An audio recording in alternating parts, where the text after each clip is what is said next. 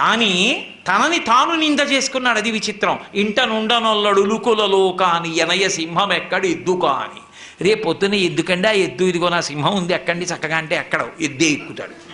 ఆయన ఎద్దెక్కేది అమాయకుడు ఎక్కడో. వృషభము దేనికి సంకేతం అంటే ధర్మానికి సంకేతం.